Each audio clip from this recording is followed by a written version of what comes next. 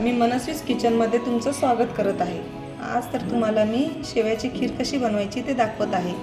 चला तर मग बघूया। शेवयाची खीर तर तुम्ही रोजच घरी बनवत असाल, पण मी आज तुम्हाला थोड्या वेगळ्या पद्धतीने शेवयाची खीर बनवत आहे। तर आता सुरुवात करूया। मी सर्वप्रथम टोप गरम केलेला आहे, त्यामध्ये मी आता होममेड देसी घी टाकत आहे। तूप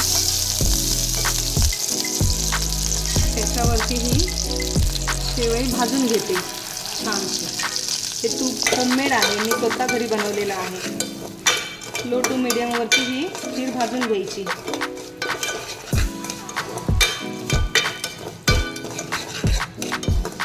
तर तुम्ही बघू शकता ही शेवई भाजून घेत आहे। त्याचबरोबर आपण अर्धी वाटी साखर घेत आहोत।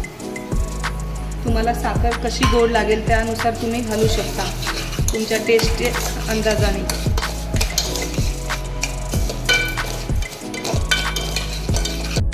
शेवयामध्ये साखर मिक्स करून घेतली ना तर त्याची चव खूप छान वाढते।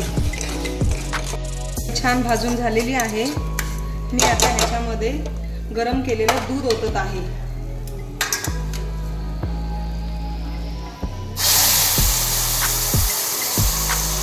साधारण अर्धा लिटर दूध घ्यायचं आणि छान मिक्स करून घ्यायचं।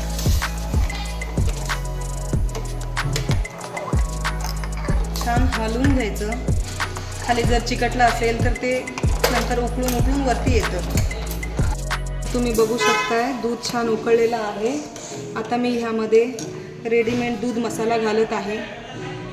हे बघू शकता तुम्ही, ह्याच्यामध्ये सगळं आहे, काजू, बदाम, विलायची पावडर, केसर। त्याच्यामुळे मला जास्त काही ह्याला झंझट करावी लागली नाही। तुम्ही ही बघू शकता, अशी पावडर असते ह्याच्यामध्ये। ह्याची टेस्ट खूपच छान येते खिरीला। तुम्ही एकदा नक्की ट्राय करून बघा, तुम्हाला खूप छान आवडेल।